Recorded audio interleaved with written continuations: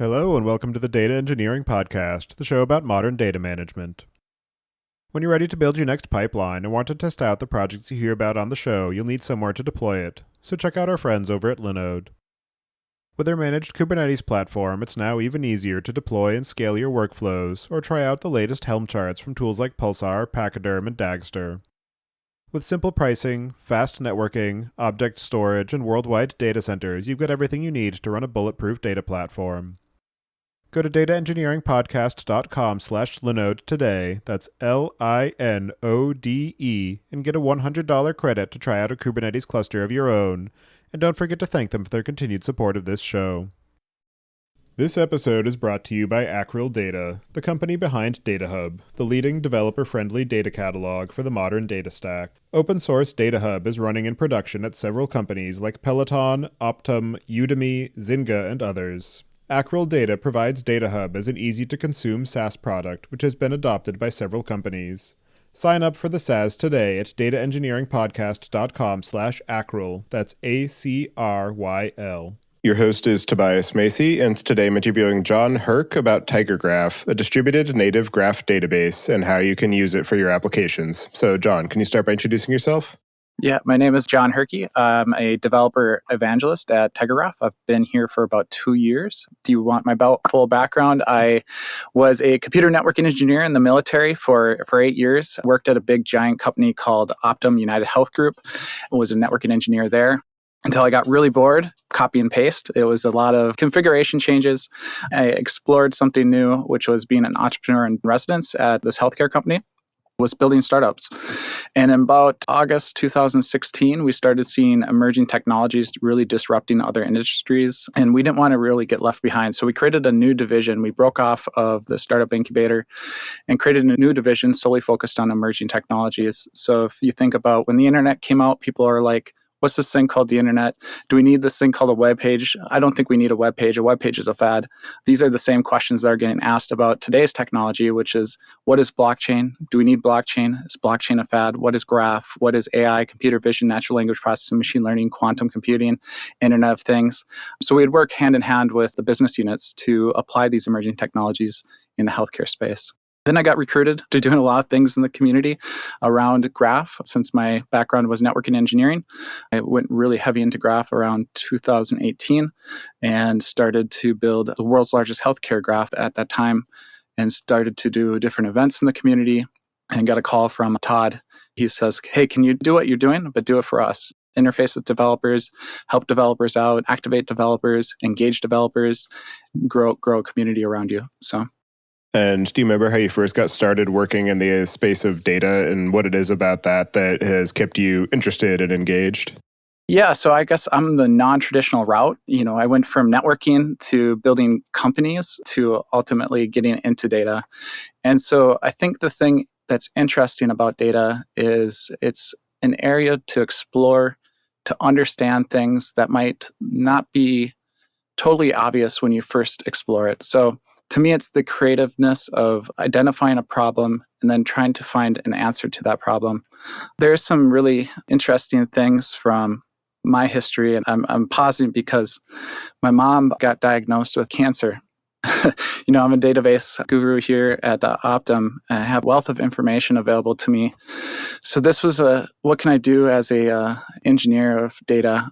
What I could do is look at people that are similar to my mother, maybe preconditions, maybe have this age of 39, let's just say that, female, on XYZ and medication, has had this and that in the past. If I can run something to find similar patients and people like her, then I can identify maybe a better drug treatment path and identify a route to give her an opportunity at life. And so that's just one story, but there's many stories like that, how to improve the healthcare system, how to improve people's lives.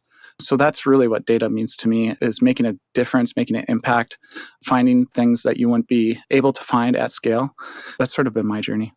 Sorry to hear about that. Thank you for sharing, and I'm glad that you're able to do something to help in that. Yeah. And so that brings us now to what you're doing at TigerGraph. You mentioned that you ended up there to help grow the community around it. And I'm wondering if you can just describe a bit more about what it is that the business is building there and some of the types of community effort that you're doing to help sort of grow the ecosystem around it and engage with developers? As a developer, when I was working at United Health Group Optum, one of the things that was very hard for me is that there wasn't enough tooling around the ecosystem for integration. There was no tooling around for more of the traditional DevOps things as far as building, constructing, automating, deploying your solutions. There wasn't syntax highlighters. There wasn't all these different tools that you sort of take for granted when the technology first came out. Again, there also wasn't a community. So there was the ability to read the docs, which are phenomenal, but it's hard to maybe troubleshoot small things where you don't want to bother the TigerGraph engineer that developed the product on how to do a certain simple select statement. As a developer, that's something you probably don't want to go and ask the core engineer, but you might want to ask the community. So when I got hired, the first thing I was trying to do was build that foundation, build the place for the community members to go to, including the forums and a Discord group. After that, it was a lot about building the foundational assets. So there would be people in our community that are already working on syntax highlighters, build tools with Gradle, automation, deployments. So we'd work together in the community and pair up with developers to build some of these core technology integration components to the product themselves. And so I've actually had a conversation on this podcast about 4 years ago with Todd Blaschko, who you mentioned is the person who brought you into TigerGraph. And we had a very brief conversation about what the core offering is. And I'm wondering if you can just talk through some of the ways that the project and the product has evolved over those past 4 years.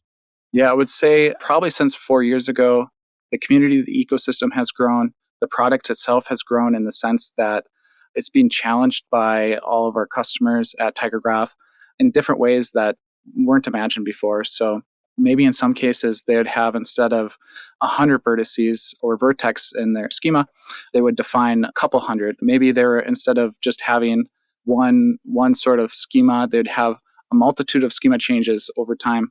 These sort of edge cases where there's lots of developers integrating with the product, push the product beyond where it was. Beyond that, there's a lot of security things that were put in place. So vertex level access control, there was the ability to manage user groups to the different graph solutions. And more recently, they're really focused on scaling. So deploying and scaling using auto-elastic scaling with Kubernetes. In that same time period, the overall ecosystem around graphs and applications of it, and particularly for machine learning use cases, has been growing and scaling. And I'm wondering how you've seen that ecosystem change in terms of the usage and application designs and systems integrations where graph problems are being applied and that actually require this core graph engine to be something that is natively available rather than something that has been added as an abstraction layer on top of something like a relational database. And going back to my experience at Optum, so let's say you have 40, 60 billion vertices and you have 100 billion edges. So in the healthcare system, you have patients, you have claims, you have ARCs. ARCs claims, there's a bunch of different types of claims. You have providers information, you have nurses' notes, you have calls, you have all of these different touch points. So when your data is super complex and you're trying to find insights in real time, this is where TigerGraph really shines. So in 50 milliseconds, we could pull back all of this data together in real time. So if you have a lot of different joins throughout your solution, you might want to look at graph databases. So going back to having complex data that you're trying to retrieve in real time, there might be insights around your data that don't exist traditionally. So you're looking at the shape of the graph, the relationship between different data elements to derive new features. I guess the simplest example might be if you have in your data a person named John, and we have another person called Larry, and we have a relationship called father. And if you want to infer the relationship of the father's father, that would be the grandfather. So you can look at the patterns of the relationships to infer different elements in your graph that you can use then for your machine learning models. Other things are you can run algorithms, graph data science-based algorithms to derive new features, and you can use the traditional features, you can use the relationships between different data elements, and you can use these derive outputs from these graph-based algorithms to then use to train your models. As you're working with end users and potential customers of TigerGraph, what are some of the points of confusion or misconceptions or misinformation that you encounter, and some of the types of education that you find necessary to help them make best use of the capabilities that something like TigerGraph offers, and some of the ways that they can think about how to shift their overall design process to incorporate graph algorithms and graph concepts into the way that they're approaching a problem? Yeah, I suppose there are some design differences when you're designing the graph. So there might be things that you might want to pull out when you're designing your graph. For example, if we talk about patients again, well, one, you could store the attribute of their sex in their patient vertex. However, if you're going to be doing a lot of different searches on that particular attribute, you might want to break that out into its own vertices. So when you're accessing the graph, let's say you have 50 million patients, you don't have to read through every single patient in the database. What you can do is start with let's say, female, and you traverse the edges that are associated with that attribute called female, and you can find the patients. So instead of having to read through everything, what you can do is quickly identify things. Thinking about how to model the database in a non-traditional way, because the ability to navigate the edges and get to the related element is probably not a concept that is regularly thought about in traditional database design. RudderStack helps you build a customer data platform on your warehouse or data lake. Instead of trapping data in a black box, they enable you to easily collect customer data from the entire stack and build an identity graph on your warehouse, giving you full visibility and control. Their SDKs make event streaming from any app or website easy, and their state-of-the-art reverse ETL pipelines enable you to send enriched data to any cloud tool. Sign up for free, or just get the free t-shirt for being a listener of the Data Engineering Podcast at dataengineeringpodcast.com/rudder. On the website, the main tagline says that TigerGraph is the only scalable graph database for the enterprise. And I'm wondering if you can just unpack that a bit and explain what are the pieces that are necessary for a graph database to be suitable for enterprise use, and some of the capabilities that are required as you scale up on usage and organizational complexity. The biggest, most important thing as a customer was the ability to do deep link analytics, doing the traversing, to be able to find the insights in a relatively quick amount of time. Also, security is one of the most important aspects from an enterprise perspective as well. How can you define security down to not only the graph level, but the vertex level, and then have different user group securities based off your background, why are you accessing what data? So I'd say from a security perspective, TigerGraph has had a major focus in that. But more importantly is the way that the database itself was built. So it was built in C++. It was built to be massively parallel processing. It was built to do computations at the vertex level. It was built to scale horizontally. So one of the criteria is when we're looking at the existing graph market back when I was at Optum in UHG was what can scale beyond just vertically scaling, what can scale horizontally. So as our data grows, we can also grow our cluster. When you're scaling horizontally, there are a lot of complications that could arise, especially if your solution wasn't designed to scale horizontally. For example, you could have many different databases with the data residing in each sort of separate cluster.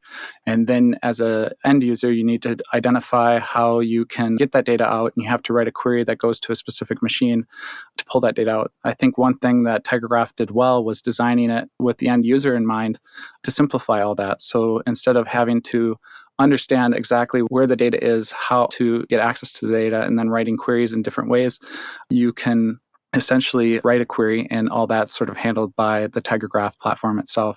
Yeah, and I know that with graph databases in particular, being able to scale horizontally can be challenging because you need to understand where and how to partition the graph, particularly if you have supernodes. And I'm wondering how much of that is exposed to the end user and how much is able to be pushed down into the core engine so that the end user can just write the graph data. They don't actually have to think about what the partition structures are going to look like as you scale out horizontally, and how much of that you need to do in terms of upfront design and how much you're able to just defer to the core engine to handle for you? As an end user, that was something that was very nice. I didn't have to worry about that and how to partition the data, where the data resides, and in what node across what machine is the data persisting. When I write the algorithm or the query, how to access that data, that was all removed as an end user. So as an end user, I could just focus on accessing what I need to understand about the data itself. I don't have to worry about the complexities under the hood. There is the ability to go in there and to make changes to some of that logic as well. But as a user, you don't have to understand all the complexities under the hood of TigerGraph. In terms of the modeling aspect of it, with relational databases, engineers are used to being able to start with a particular structure and then be able to create a migration to add or modify tables or change columns, et cetera. And I'm wondering what the equivalent process looks like when you're designing a graph structure where maybe you start off with a certain core set of objects that you want to model. So in the patient example that we've been using, I want to be able to model a person that has attributes of name, age, gender, geography, and then maybe I also want to add in another core object of medical care facility, which is going to have its own attributes of geographic location, staff, the sort of facilities that are available to it. So maybe this one has a X-ray department, whereas this one has a radiology department, and just how you're able to mutate and modify and expand the graph structures as you dig deeper into a problem space. One of the functions or features of TigerGraph includes a schema change job. So to make changes in your graph solution is writing a simple block of code that goes in and alters the graph. So as a end user, you don't have to do much other than, hey, I have this new use case, I have this new data, I have this new way of looking at the data itself, and I need to reimagine the model itself. You don't have to drop all the data, only the data that's related to modification or change. It's very easy for the user to be able to go in there and create a modification with very little cost as far as maintaining the solution. In terms of the ecosystem that exists around TigerGraph specifically, but also graph problems in general, I'm curious what you've seen as some of the types of tooling or material for educational purposes that are available. For example, with application development frameworks, they're typically shipped with an object relational mapper for being able to translate between your program logic to the relational database engine. I'm wondering what you've seen in similar cases for graph engines for being able to incorporate them into application designs.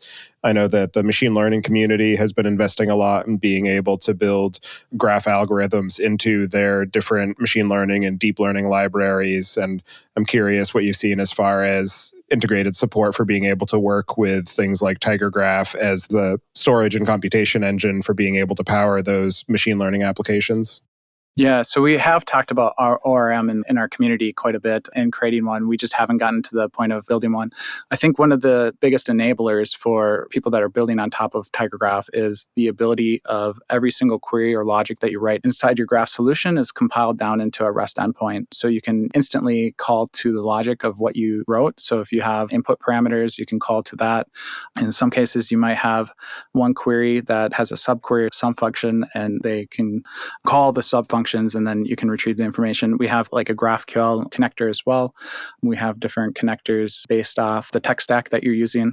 I would say the most important part is just the focus that TigerGraph has had on enabling the REST services that they have in their product offering. So a lot of the different things that you could do, such as if you want to retrieve the metadata, you can call a REST endpoint. If you want to upsert data, you can call a REST endpoint. If you want to call the query, of course, you can call the REST endpoint. There's a lot of different actions that you can interface with from a REST perspective, which makes it really easy to integrate with. Another question that comes up a lot when you're dealing with specialized storage engines is the question of polyglot persistence versus using a particular engine as the system of record.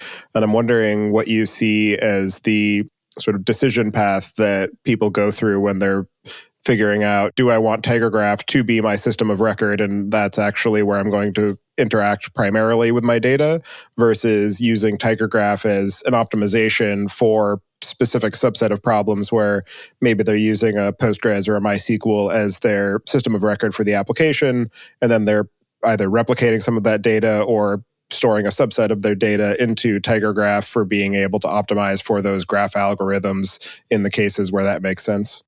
I think it's a little bit of both. I see both use cases. It depends on what it is that they're trying to do. So, for example, if you have an application that is needing to pull together the information from many different sources in real time, what you can do is set up that streaming from the downstream source systems to TigerGraph and pull that data together in real time. So as soon as it's entered into TigerGraph, all the relationships are built, and then you're traversing the graph to extract that information.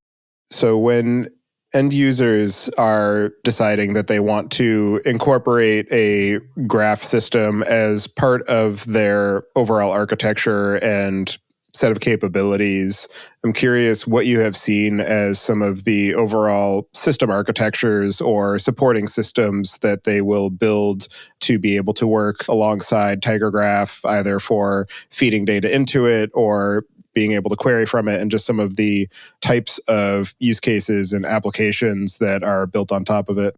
Yeah, so as far as architecture wise, majority of the use cases use Kafka, streaming data in directly. There are some non-traditional data sources that drop files into a certain zone, and you want to pull and extract that data together to import into TigerGraph.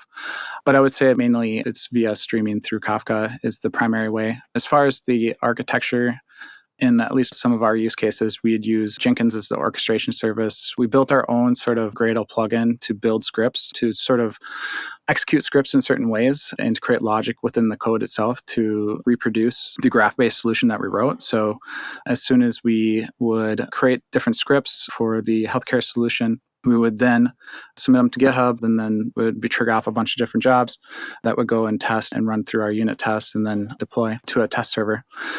So as far as some of the monitoring ones, some Elk is a monitoring service that TigerGraph supports out of the box. They have a FileBeat configuration file that's generated for your logging. So as an end user, you want to understand the queries and optimize for the queries and what's the memory that's taken up when you're writing the queries. And so you're going to look at oftentimes the different logs through either Elk Stack or Datadog was another platform that we would use as well. In terms of the sort of community aspect, which is where you've been spending a lot of your time and sort of your prime directive when you joined the company, I'm curious what you have seen as far as overall feedback, some of the growth in terms of interest and investment by the community in building up different tooling and design patterns around TigerGraph. When developers are able to contribute and put their time into building something open source, it's not something that we take for granted. And so it's something that we want to highlight and encourage the community and help them out with building whatever it is, from a syntax highlighter to maybe an Elk Stack configuration, to a full stack example, to how to use Plotly Dash and integrate it as a data scientist into your project. So we see a lot of activity that the developers are building different applications, different tooling, different ETL tools, how to pull data out of what XYZ system and push it into TigerGraph. One example of that is like Node-RED, which is a non-traditional orchestration service, is really designed and built for the Internet of Things. But when you put a TigerGraph node in there, you can pull data from, so you have Twitter and you want to send it to AWS's natural language processing solutions and then put it into TigerGraph. That is some of the things that the community is currently and actively building, is these tooling around TigerGraph. From a use case perspective, that can be everything from knowledge graph systems are really popular. So you might have some source data. For example, during COVID-19, there was a bunch of articles that were published around COVID itself.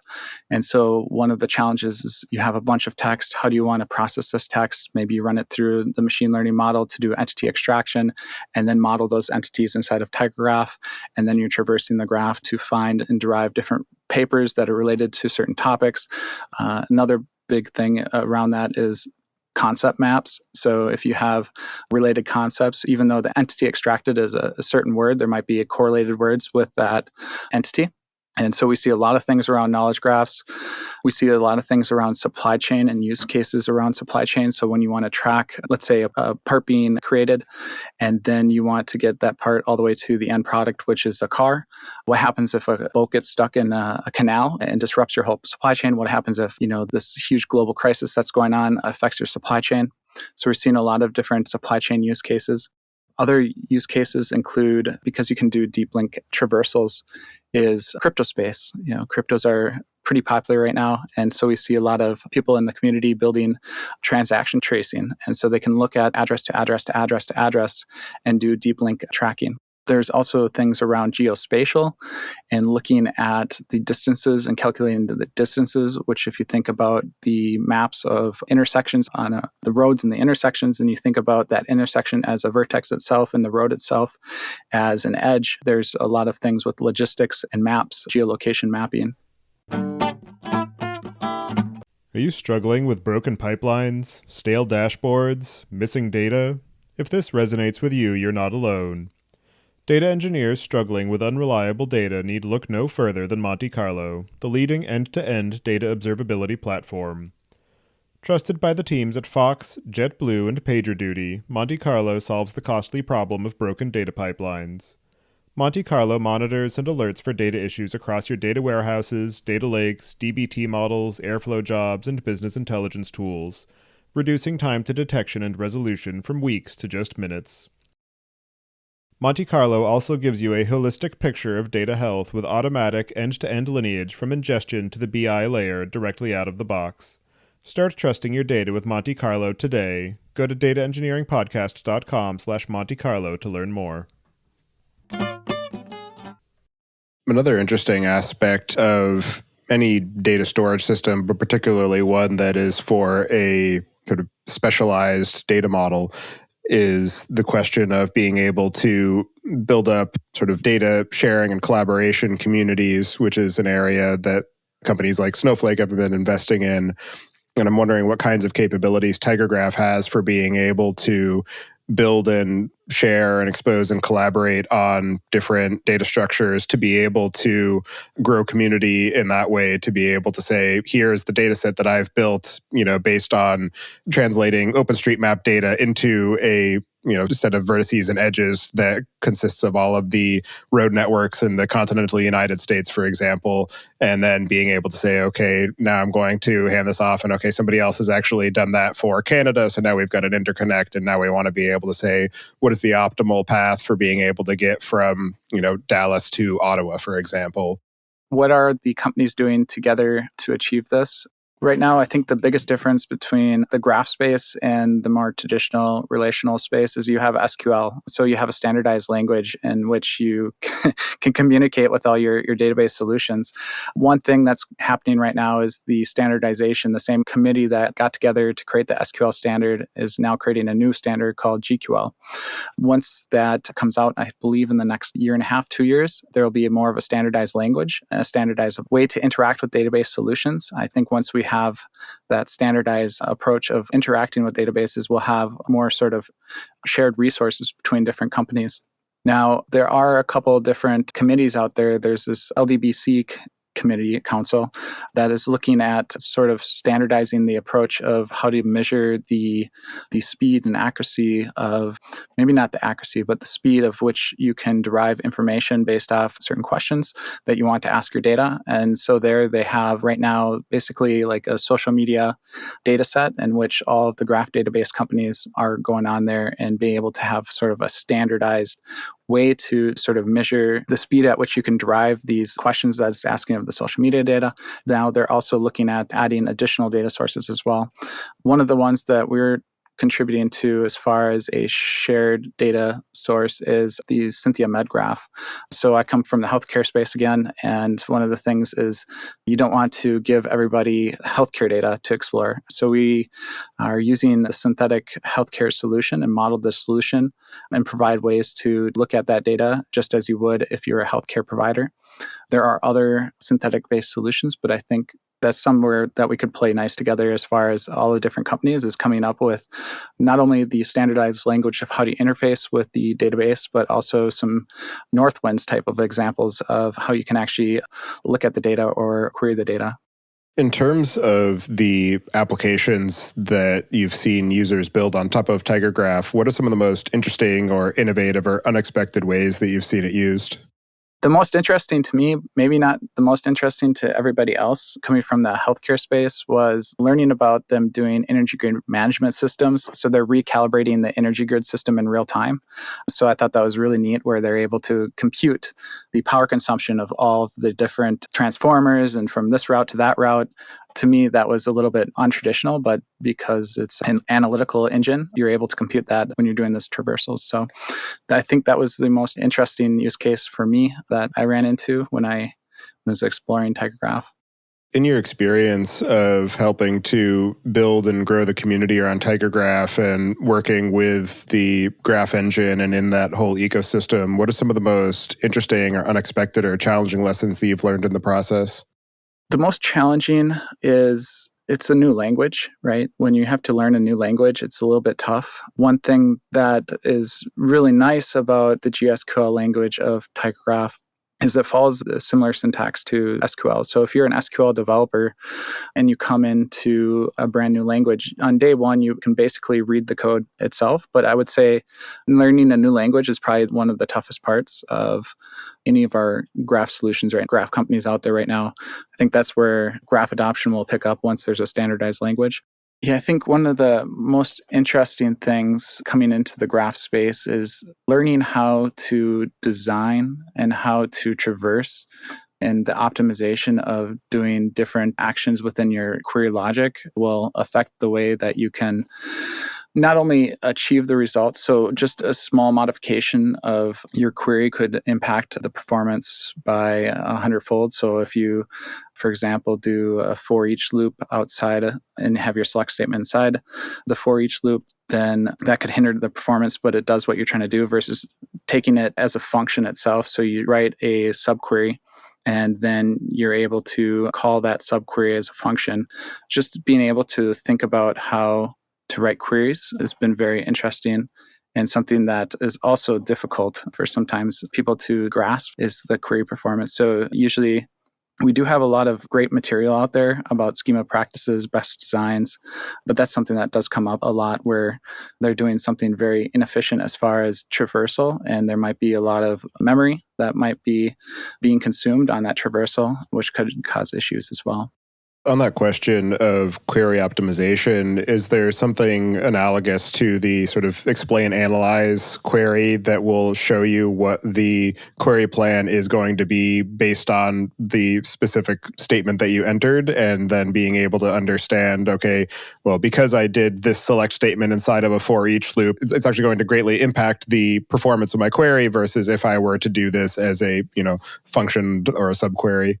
Yeah, unfortunately, there isn't a query planner that they have integrated into the product. So I don't have the exciting answer of, yes, we have that currently. There are some other features, including the visual query builder. So let's say you're not writing the query itself, but let's say you're just an analyst, you're not very comfortable with SQL. What you can do is use the visual query builder, which is a no-code solution, to basically draw what you want to do. So it's not necessarily like a query planner that will go through the execution. But what it will do is take what you're trying to derive out of your graph solution and then write a query based off what you're trying to extract, that query that's been optimized. And so for people who are interested in graph problems and potentially applying a graph engine to their application, what are the cases where TigerGraph is the wrong choice and maybe they're better suited with just an abstraction layer over a relational data set or a different graph engine, or just actually sticking with tabular data sets and not trying to get involved with graph and incorporate that into their problem? I think if you have a traditional system that's just, transactional and you're just retrieving things, there's no connections, you should stay with what you're currently working with. But if you have highly interconnected data and you need to retrieve data across different source systems and you need to pull that back in real time, and there's data that's constantly being streamed to your solution. And so the data is dynamic and it's not just static. If you have those problems where you're running a bunch of joins and you have sort of like this death by joins and trying to retrieve this data, I think that's when you want to use TigerGraph. Of course, you could use it to read just a single vertex, but where it's really powerful is when it's combining a bunch of different data elements together and you're trying to find insights inside of that data. In terms of the future direction of TigerGraph, what are some of the areas of focus for the near to medium term, or any particular community engagements that you're excited to be involved with, or just some of the things that people can look forward to in the months and years to come? Currently, right on the roadmap is, again, the elasticity of scaling. So to be able to scale up, scale down, deployment is really important. Right now, building out more data connectors and ecosystem, product-supported ecosystem components so you can integrate with core products. Integrating into different cloud service provider tooling is also really important right now. The other things that are exciting, we're doing a $1 million challenge. So I think that's a pretty exciting concept in which we're asking the participants of the challenge to come with their background, their skills, their domain knowledge, and to be able to solve some of the toughest challenges. And so that's actually wrapping up in April, and the winners will be announced in May. So really, the $1 million challenge is really about making the world a better place. And so we're using this not only to activate our community, but to engage the community, to drive brand awareness. And we plan to do many different other activities in the future, including other hackathons, other challenges that will get the community excited, get developers excited, get developers to understand how to use the technology. Yeah. Are there any other aspects of the work that you're doing at TigerGraph or the overall space of graph applications and graph storage that we didn't discuss yet that you'd like to cover before we close out the show? Yeah, I think something we probably didn't touch upon is the language itself. So GSQL is specifically designed to be turning complete, which means you can put that complex logic inside your query solutions. But what also that means is for our graph data science library, if you want to be able to optimize or create or change or modify your algorithm, you can do that within the language itself. Well, for anybody who wants to get in touch with you and follow along with the work that you're doing, I'll have you add your preferred contact information to the show notes. And as a final question, I'd like to get your perspective on what you see as being the biggest gap in the tooling or technology that's available for data management today. The biggest gap working from an enterprise perspective was the metadata management. So just every source system is different. The types of data is different. The date time formats are the most annoying thing that I ever ran into, is everyone has a different date time format. I think having more standardization around the data in itself and maybe that logic of data to help the end users, the users that are building the solutions, on top of maybe these different data sources. That was the most challenging thing that I ran into from a data management perspective, was the different data types. And so I think that's one area that I'd love to see some really interesting creative solutions. And so one day, hopefully there will be no data cleaning. There will just be magic and data will be cleaned. One day there will be consistency. One day there will just be types normalized. One day there'll be everything sort of automatically done for you. And so you can just focus on what you're trying to derive as the analytical insights that you're working on versus always being in the data. Thank you very much for taking the time today to join me and share the work that you've been doing at TigerGraph. It's definitely a very interesting product and interesting problem space, and it's great to see different companies investing in graph analytics capabilities, because it is something that is absolutely necessary as we scale up the volumes and types of data that we're working with because of natural interconnectedness that exists in the universe. So appreciate all of the time and energy that you've been putting into helping to grow the community and ecosystem around that, and I hope you enjoy the rest of your day. Thank you so much.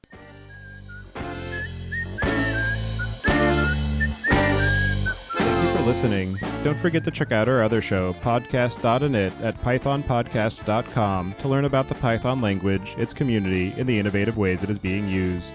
And visit the site at dataengineeringpodcast.com to subscribe to the show, sign up for the mailing list, and read the show notes. If you've learned something or tried out a project from the show, then tell us about it. Email hosts at dataengineeringpodcast.com with your story. And to help other people find the show, please leave a review on iTunes and tell your friends and coworkers.